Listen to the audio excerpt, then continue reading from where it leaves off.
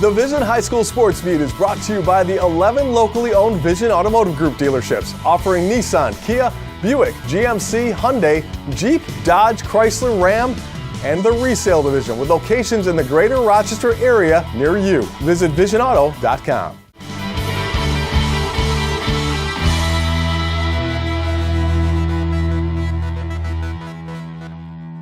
Hello everyone, and thank you for joining us on the Vision High School Sports Beat. I'm Dave Yates. We begin our look at Section 5 sports with Brockport Girls basketball.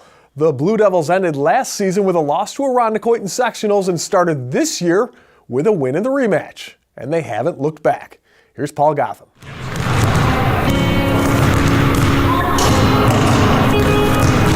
Similar to last season, Brockport's girls varsity basketball team is off to an impressive start. 12 months ago, under then first-year head coach Justin Laureano, the Blue Devils won 7 of 8.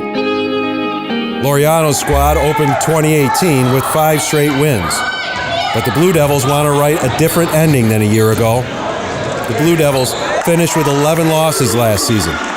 8 of those defeats were by single digits. 5 came by a combined total of 8 points. Well, we talked about it. It was an issue at the end of the season that we discussed as a team. And, I think that some of our girls were somewhat satisfied that we were in those games.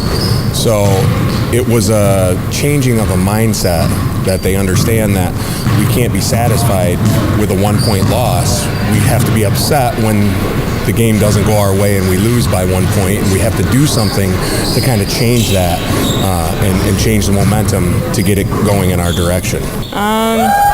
It was hard to look back on the season and realize we could have had more success if we would have finished out a few more games. But I think that motivated us to start off the season 5-0 this year, and hopefully we can finish stronger. In the off-season, it made me want to work twice as hard so that when we come back this season, we can pull off a win and stuff and work hard as a team and practice too.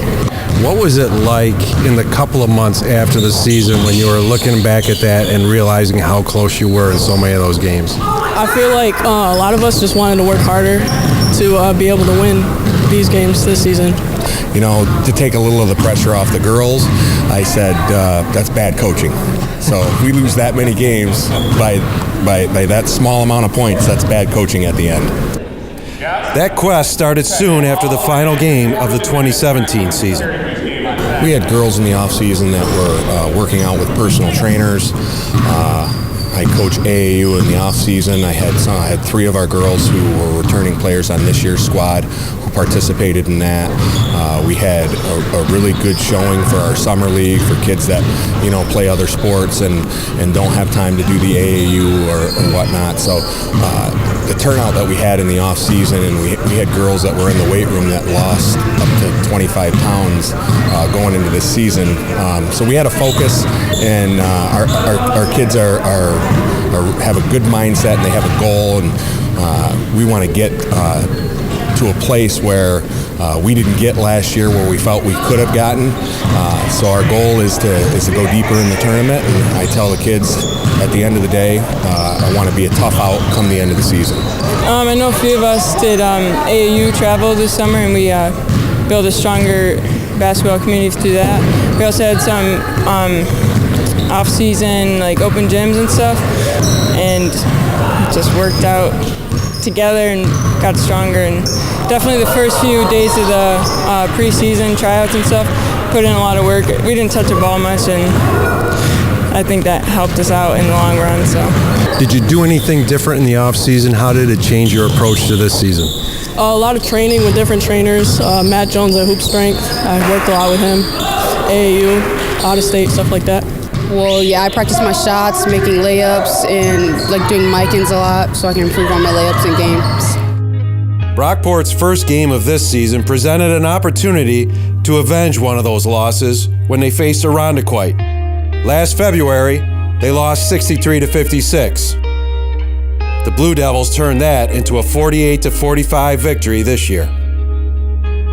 Knowing that we had 5 of our better girls returning and a few on the bench too, I knew that we would be able to start strong and hopefully have a good season. It just made me hype. I just had the mindset that what happened last year wasn't going to happen again, and we're going to work as hard as a team to come out with the win, which we did, so that felt great.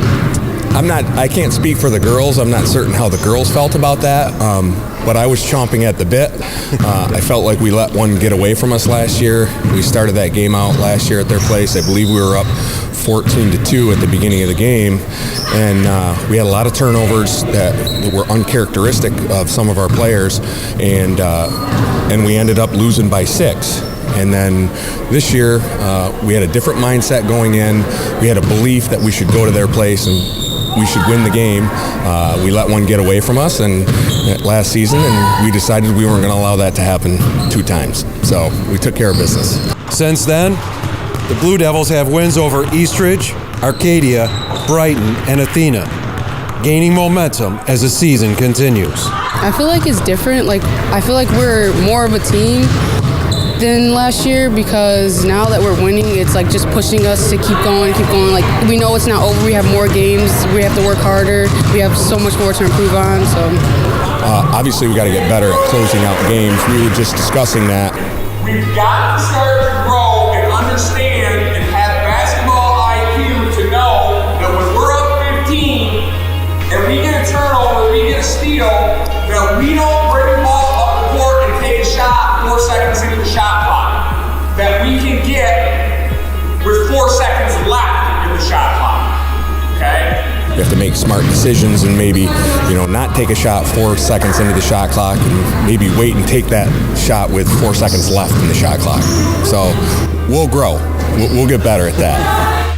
From the A.D. Oliver Middle School on the campus of the Brockport Central School District, this is Paul Gotham with the Vision High School Sports Beat.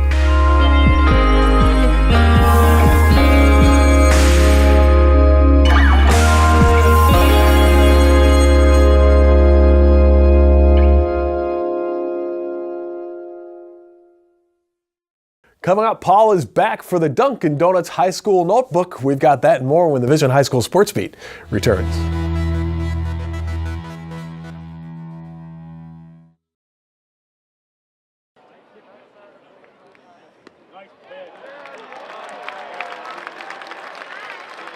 Bacon, egg, cheese. Only one way to make this better. Another one. Dunkin' Go-Tos. Get 2 bacon, egg, and cheese sandwiches for $5. America runs on Dunkin'.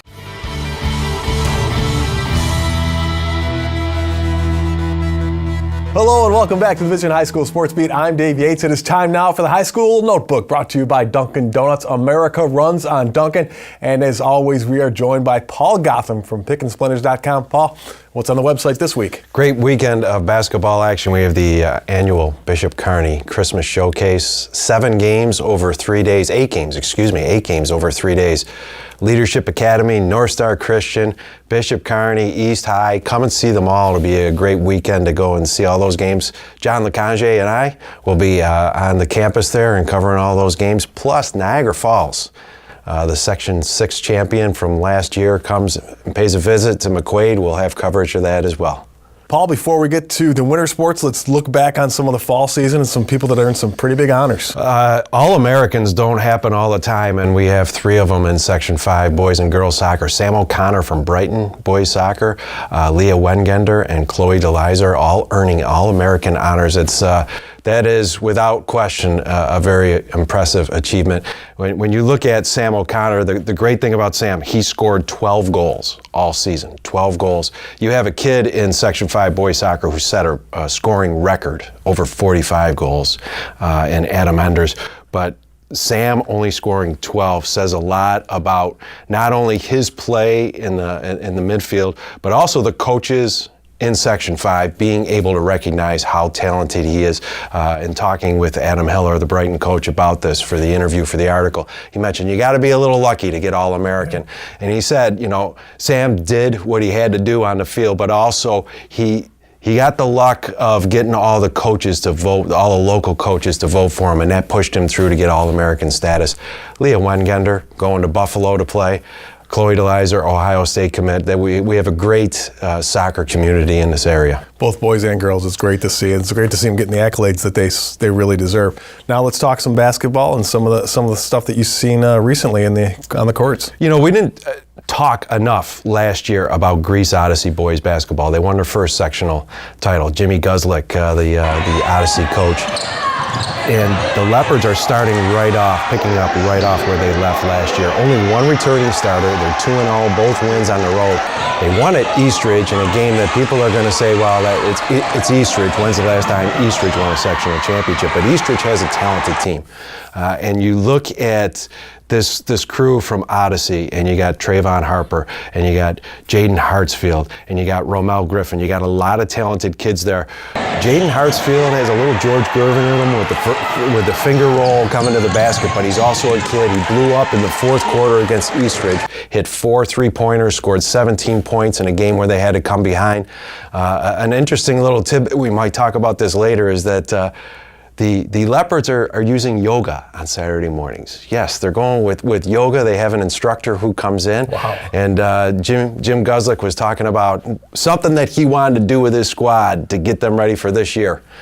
Lowers the pressure a little bit, I guess. That must have raised some eyebrows. Lower the pressure, Maurice. They're not using the goat yoga, are they? No, straight yoga. I guess. We'll see what that's all about. I'll talk with Jim a little bit more later. You know, another good team that I want to talk about is Leadership Academy. They only have one returning starter, only 3 guys returning that have varsity experience. If Reggie Simmons does this again, this will be the best coaching job he's ever had, with losing that many guys and being this successful again. All right, great stuff, Paul. As always, check out the website pickandSplinters.com, and we're back with more of the Vision High School Sports Beat right after this.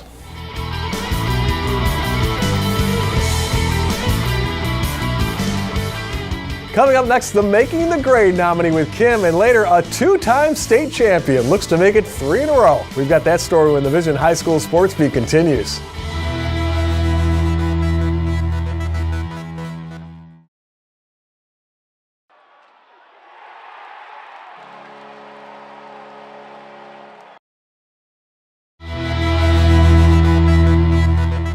Welcome back to the Vision High School Sports Beat. I'm Kim Burnson. Making the grade this week is McQuaid senior Ben Beauchamp. Ben is a multi-sport athlete who excels in both baseball and football for the McQuaid Knights. He's a 3-year varsity starter in both sports and has been recruited by multiple colleges to join their programs. Aside from his drive to better himself athletically, Ben also puts a lot of time into his schoolwork, and it shows in the classroom because he carries a 91 academic average. Ben will further his education next year at the University of Albany, where he's committed to play baseball at the Division I level. Honored for being a well-rounded student-athlete for McQuaid, this week Ben Beauchamp is making the grade. If you have a student in mind for our Making the Grade segment, we want your nominations. Send them into info@classywolf.com. Thanks, Kim. Here are some of the athletes, teams, and coaches making news in this week's Section 5 Spotlight, brought to you by McCardles in Fairport. Come home to McCardles.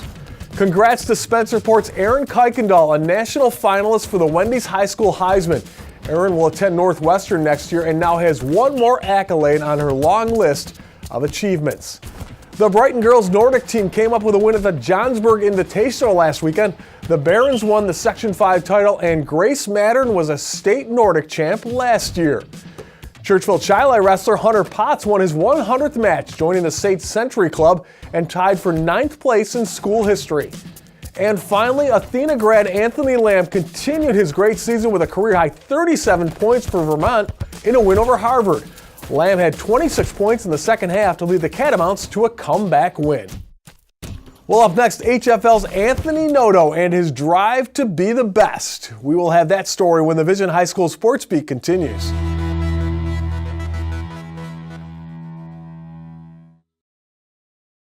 In now to Eichel. He floated one. Score!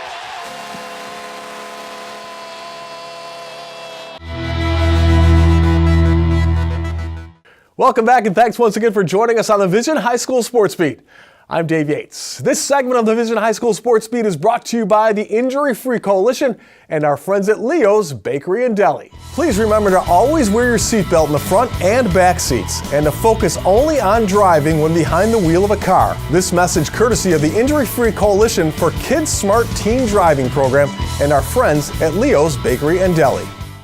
HFL Wrestling had never had a state champion until freshman Anthony Noto won at 99 pounds 2 years ago. Last year, he did it again thanks to a pinfall in the final seconds. Now in his junior year, Anthony wants to make it 3 in a row.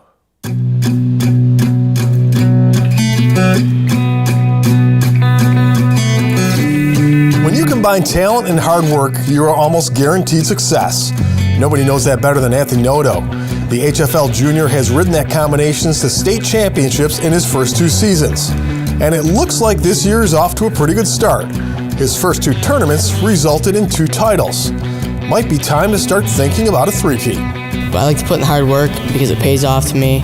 Becoming 2-time state champ means a lot to me. But I put in the hard work and it always pays off. That was my number 1 goal. My dad always told me if I put the work in, it's going to pay off. And being here at the school, like with all the trophies, I got a lot of friends that support me, my wrestling mates, my parents, my grandparents, Coach Lou. I also want to thank Coach Leah and Anna Burgos and Ethan Livernash for just supporting me and coaching me through everything I've been through. It's just been a fun year. That hard work and that commitment is something that sets him apart in everything he does, not just when he is competing. He brings intensity. He brings intensity to his practices, brings intensity to his workouts, and he brings intensity to the mat. You know, both his state finals matches, he had to go get a takedown in a short time, and he did. That's his persistence is one of the biggest things he has. With the success he's experienced on the mat, he is well aware that every time he competes, his opponent is going to be coming at him with everything they have. So I'm just like, you know what, I'm going to go out there and bring my A game all the time, see what happens, and it works out good because I like to compete always on the offense, and the kids out there, they always support me, and when I go out there, it's always little things. Like if I mess up, the crowd goes like crazy because they know they want me to lose. But they're all my friends. They just want me to have competition, and I always go out there. So it's always, the pressure's on me because I want to get the 3-peat, 4-peat. So I always got to go out there 110%. I can't go out there 80% or something could happen. Anthony is not one to sit back and wait for things to happen during a match. His style is full speed ahead. Sometimes that might seem risky, but if it ain't broke, don't fix it. There's been times where, even from the corner, we've been pushing. Maybe we should have pulled it back a little bit, but you know that's his style, and sometimes you have to go with what brung you. You know, his style is very aggressive, and when he's scoring points, he's the better wrestler. Making other wrestlers better is another thing that Noto truly enjoys. He spends a lot of time not only working with the other Cougars on that team, but future Cougars too.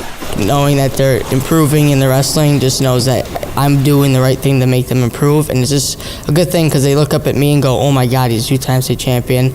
Let me ask him if he could train me, which I end up training him because I like to do this sport. I like to see people succeed in life. I like training little kids because it makes me feel good watching them succeed.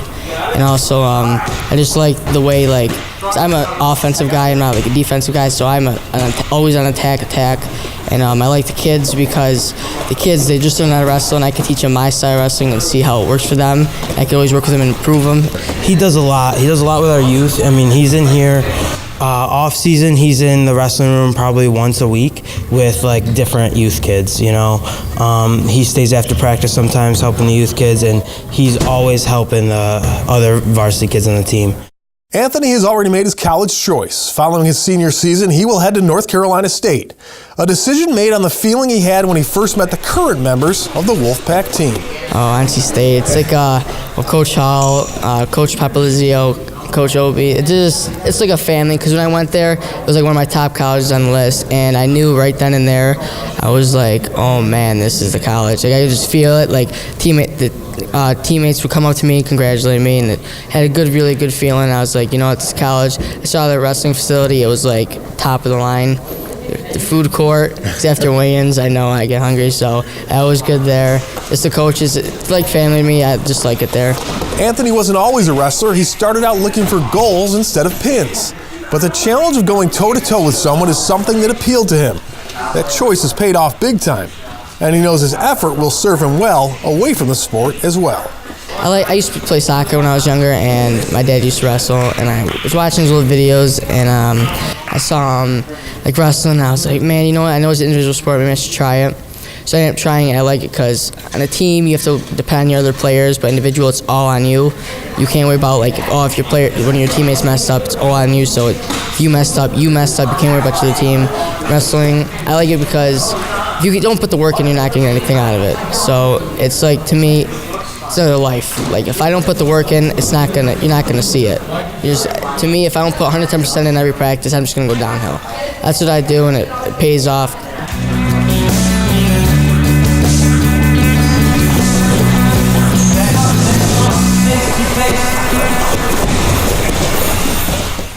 We'd like to thank our sponsors, especially the 11 dealerships in the Vision Automotive Group, for making the Sports Beat possible. Thanks for watching, and we'll see you again next week with the Vision High School Sports Beat.